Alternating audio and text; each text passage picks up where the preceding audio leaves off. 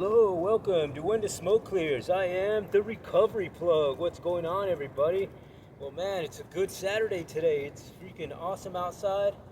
I decided to do my podcast video today with this artwork right behind me, so I thought it was kind of cool. If you see this stuff, man, somebody drew some really cool stuff. I thought it was really nice, so I figured I'd show it off. And but yeah, so today's Saturday. It's going great. But before we get started, you know how I like to always get my podcast video started always with a moment of silence, followed by the serenity prayer for the addict who still suffers. So if you would, a moment of silence, please.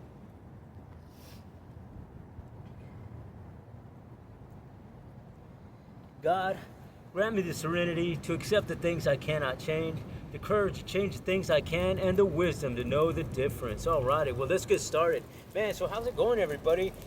Today's, it's a nice day out. There's a lot of stuff going on here in San Antonio, Texas. I'm downtown. There's a lot of stuff happening out here with the whole football game with BYU Cougars against the Colorado Buffaloes, man. So that those two teams have a little bit of history here in San Antonio because of two guys who played football here in this town.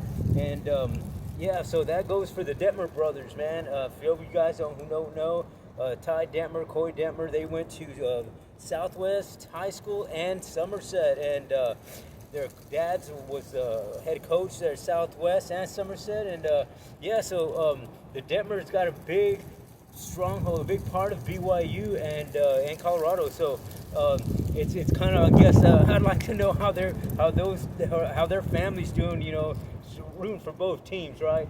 But yeah, so I mean, it's a blast, and you know, being an addict and you know, going through my Saturdays, you know, I could have been anywhere using and abusing and not giving a rat's, you know what, about anything or anybody, and I could have still been stuck in that darkness. But you know what? By the grace of God, I am not. By the grace of God, I'm here today doing my video podcast, clean and sober. Matter of fact, I just walked out of an NA meeting just a minute ago. So, you know, after my NA meeting, I got to do my video. So, you know, there's just a few things that I do to keep myself in my recovery, to keep myself in my spirituality, to keep myself connected to recovery. And because if not, it just takes one time and I could wind up back where I used to be. And that's where I don't want to go. So I just, you know, we touched a little bit on the topic at that meeting that I just was at was a topic about depression. And I kind of want to talk a little bit about that. I mean, I know I've talked about it a few times, you know, here and there through my videos, but I just want to kind of throw a few things out there with depression, because depression can be a major issue in keeping you in the darkness and keeping you in that addictive world and keeping you in that, you know, world of loneliness, and that world of anger, and that world of anxiety, and that world of isolation and depression. It can do all of those things. And you know, I think a few of the people that were at the meeting sharing, one of the things that they had all in common was getting outside of yourself. You have to be open-minded, you have to be willing, and you have to be truthful about where it is that you want to go, where it is that you want from your life, and how you want to get out of the depressions, the anxieties, the PTSDs, the childhood traumatic experiences, the addictions, the alcoholism, all of those things can be all worked out by doing exactly one thing, and that's looking in and connecting to yourself innerly through your spirituality, through your soul, and setting healthy boundaries, thinking positive things, because thinking positive things and manifesting things in your mind on the positive are going to in turn there result in positive actions that, you know, you'll be doing. You know what I mean? Because never is there someone thinking positive and then they do a negative action. That doesn't happen. You know what I mean? The law of attraction is great. because it's exactly that. You'll attract things that you think about. So if I'm sitting here thinking how negative my life is and how depressed I can be and how mad I can get, and this happened to me as a kid and that happened to me, and I just want to keep using. If I start thinking like that, well then guess what? The actions are going to result therein. And today I'm grateful, and I'm here today telling you that because I do positive actions, because I think positive, I set positive and healthy boundaries, my results of my actions are totally that. They're positive and they're healthy. And so I have to be engaged all day long so that I stay in this world of recovery and positivity, because the moment that I don't is the first moment that I step back into the darkness. And I encourage you to start doing that. And it's not an easy thing to do by any means, but if you want your life to change, you're gonna have to roll your sleeves up and get a little dirty, you know what I mean? So you have to put in the work. Recovery and positivity isn't just handed to you and all of a sudden you got it. No, it's something that you got to work for, because it's, you weren't, just happen to be depressed all of a sudden, or, angry all of a sudden, or, lonely all of a sudden, or addicted all of a sudden. No, you had to work at getting to that point.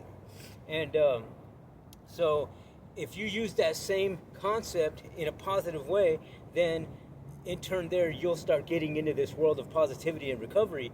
And one of the first things that I do personally in my recovery is I recite the Serenity Prayer every morning when I get up.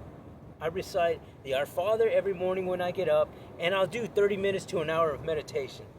And whether my meditation is listening to some solfeggio tones, or listening to tuning forks, or listening to someone's podcast, someone's sermon, if it's 30 minutes to an hour long, that's what I do. And I incorporate that in my exercise. And man, when I do that, my day just rolls right along with that. You know what I mean? Hardly does my day get a bump in the road and veer off to a negative situation. So it works. The law of attraction works, and you got to remember that. So if you need something, if you want something, then you got to do actions towards that on the positive, on the daily. So I journal quite a bit, and I set goals for myself. And sometimes I set daily goals. Sometimes I'll set a weekly goal. Sometimes it's a goal that's going to be a little while. You know what I mean? But I journal it, and I set it down, and I think it and manifest it into an existence, so that I in turn my actions start reflecting towards that. And every day I do a little bit to get to that goal. And right now, my goal is to obviously stay clean and sober. And that means that I have to engage every single day in something positive, something faith-based, something recovery-based. So that's why I attend the meetings.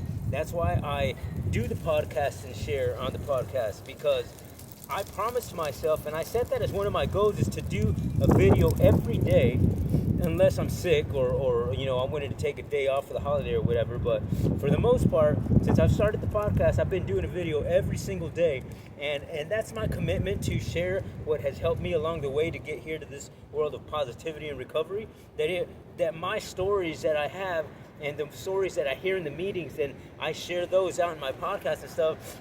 If I could do all that stuff and help somebody, get into that first step to recovery and positivity, well then, hey, my due diligence and my service work is paying off.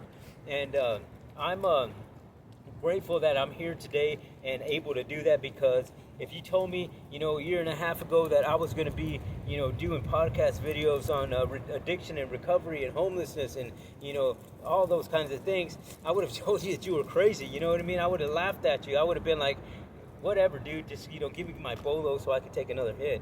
And, yeah, but, by the grace of God, God works in mysterious ways, and he works on his own time. And I just remember sitting there one day and asking him, man, I'm tired. I'm tired of living the way I'm living. I'm tired of living in bandos. I'm tired of living in motels.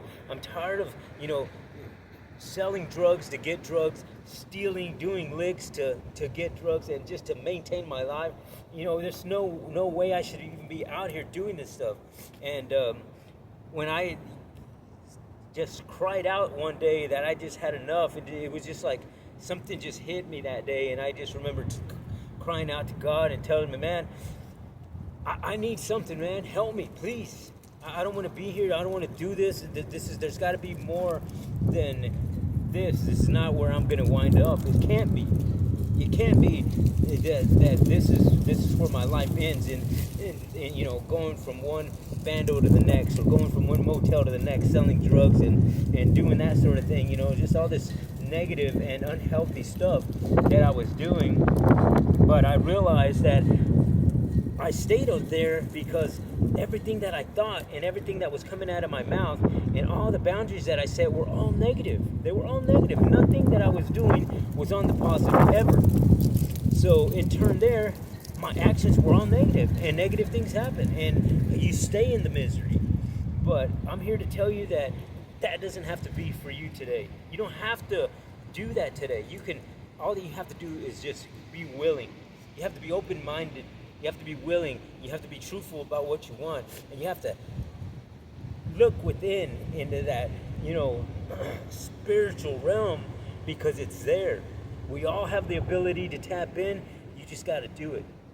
And it's sometimes hard to do by yourself, but if you ask for help, or go to a meeting, there's places that'll help you do that. And there's people like myself.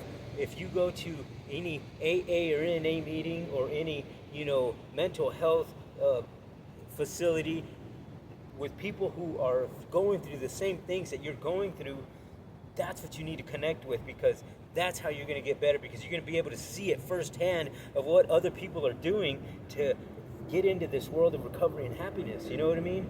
And, I remember sitting at a freaking meeting one time in 2005 and just wondering, man, why is this guy up there spilling his guts out, telling this story? Why is he so happy? Everything that he's talking about, I've gone through, but why is this guy so happy and I'm not? And that day I made it a choice. I talked to myself, I talked to God, and I said, I want to do what that guy's doing, because I want to be happy. I don't want to be mad. I don't want to be depressed. I don't want to be miserable. And I did. That was the first day that I took that first step, and I wound up staying clean for 10 years after that. It was amazing. It was probably one of the happiest times in my life, those 10 years. And so I'm telling you here that there's solutions for the problems, and they work if you do them on the daily basis, continuously. And like I said, if you set the healthy boundaries, if you set the positive boundaries, then if you think positive, if you think those things and manifest them into existence, the actions that come about there are going to be exactly that, positive.